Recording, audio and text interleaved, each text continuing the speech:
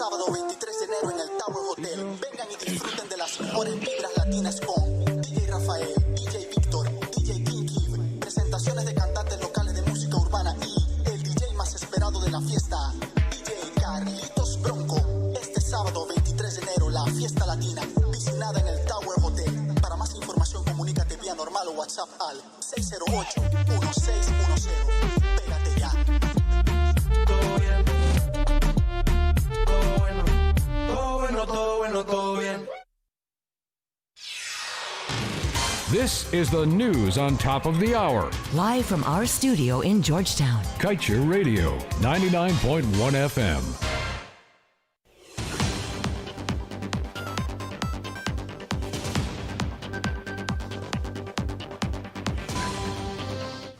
Good evening. Welcome to your evening's newscast. I am Kevin Smith. The evening's newscast comes to you with the compliments of Magic City Lounge. Let's get to the news in detail. Even though transparency and accountability watchdog Global Witness recently announced that it has pulled its report on Guyana, which highlighted the damning weaknesses of the Stabroek Block deal with ExxonMobil, the concerns and recommendations listed in the document still remain valid, so said Chartered Accountant Anand Gulsaran. In his most recent writings, Gulsaran said that the report confirms that citizens have been saying all along that the 2016 production sharing agreement is overwhelmingly weighted in favor of the U.S. oil giant, that the agreement should be renegotiated to provide Guyana with a better deal, and that while companies exist to maximize shareholders' wealth, such an approach should be tempered with a social conscience by not taking advantage of weak negotiation skills, among others, especially for a poor developing country like Guyana. Gulsaran also reiterated his previously stated view that Exxon took total and absolute advantage of Guyana because of the nation's desire to not only use the company's presence to act as a buffer against the Venezuelan threat to Guyana's territorial integrity, but also to produce oil in time for the 2020 elections. And moving on, it is without debate that the production sharing agreement, or the PSA, Guyana has signed with ExxonMobil is one of the world's worst contracts in the world. International and regional stakeholders have supported this through evidence of the unfair provisions that would cost Guyana billions of dollars in the lifetime of the project. Cognizant of the lopsidedness of this contract, former director of the EPA, Dr. Vincent Adams, says that Guyana should abandon PSAs and secure just royalties and taxes from oil companies operating in Guyana. Dr. Adams made these and other statements on Saturday last during a virtual Murray House Trust discussion titled Guyana's Oil Priorities for 2021. And moving on, the $900,000 bracelet purchase made by General Manager of the Demerara Harbour Bridge, Ralston Adams, will soon see him being removed from the post, so said Public Works Minister Juan Edgell. Minister Edgell also relayed that Adams was also repaying the sum spent. Adams' purchase was only revealed during an audit of the state-owned asphalt plant at the Garden of Eden by a special team back in December. He had honored himself in a rather unique fashion for International Men's Day 2019 with a bracelet worth a whopping $897,000 using funds from the company. And now let's tell you. Exxon's Liza Phase 2 development operation has been approved to dump produced water at 3 times the discharge rate of the currently producing Liza Phase 1 operation.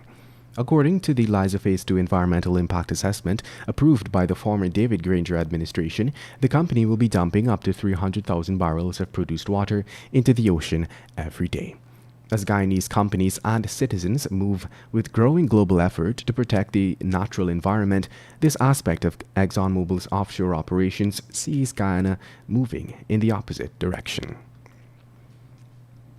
And now let's tell you, University of Houston instructor Tom Mitro is of the view that future petroleum agreements should include features which allow a periodic review of the contract terms. This Metro give among several recommendations when beckoned for advice on the revision of the Kanji and Kaieteur blocks contracts in the event that commercial discoveries are made there. This particular recommendation regards a strict provision of the Stabroek Block Production Sharing Agreement signed by former Minister of Natural Resources Raffel Trotman, called the Stability Clause. In advocating against such a strict stability clause, Metro said the world changes dramatically in 4 or 5 years and the contract may not still be relevant or equitable in 2025 or 2026. And moving on. When asked to share his thoughts on the multi-billion-dollar gas-to-shore project set to land at Wales, transparency advocate and economist Raman Gaskin vehemently said that the entire development is all craziness. Gaskin premised his stance on his belief that the project is simply not economically feasible. He observed, too, that the government is yet to publicize the analysis it had conducted to support the viability of the project. Notably, preliminary reports that were done by the previous administration on the feasibility of bringing gas to shore from the Liza Phase 1 project reveal that an offshore pipeline is estimated to cost between $165 million and $270 million. That should be US dollars to build, depending on the size and landing site location. And finally, let's tell you, vaccines are being touted as the primary method to rein in the COVID-19 pandemic. Moreover, at least 80% of the population will have to be vaccinated in order for this goal to be achieved. At least this is the theory being pushed by local emergency medicine specialist Dr. Zulfikar Bucks. But even as Guyana awaits the arrival of the COVID-19 vaccines, there are some who are convinced that the vaccine can cause more harm than good. Dr. Bucks is, however, urging that persons give the vaccines once they arrive a fighting chance. At the moment, there are several vaccines that are in clinical trials, and according to Dr. Bucks, once these trials are completed, they are presented to a panel of experts who review them and decide whether they are ready for use. And that brings us to the end of this evening's Newscast. I am Kevin Smith. Thank you for listening. Remember, the news this evening's Newscast came to you with the proud compliments of Magic City Lounge.